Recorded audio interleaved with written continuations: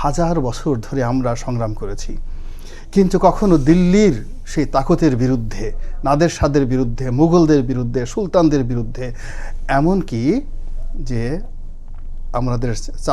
চালুক্যদের বিরুদ্ধে আমরা কখনো রুখে দাঁড়াতে পারিনি। একমাত্র 1971 ওই একটা শব্দ,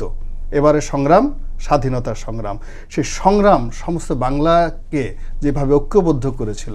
আজকের এই বাংলাদেশে আমাদের এমন কি দুর্ভাগ্য হলো,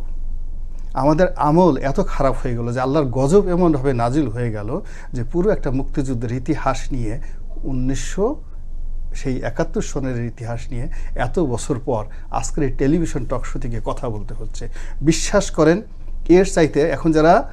যুদ্ধ হাতে মুক্তিযুদ্ধ করেছেন, অস্ত্র হাতে যুদ্ধ করেছেন, নিজেদের চোখের সামনে যারা দেখেছেন তাদের কলিগরা মরে গিয়েছে, নিজেদের চোখের সামনে দেখেছেন বাড়িতে এসে তার মা ধর্ষিতা হয়েছে, নিজেদের চোখের সামনে তারা দেখেছেন তাদের বোনকে ধরে নিয়ে গেছে রাজাকার আলবদররা, তারা আজকের এই দিনে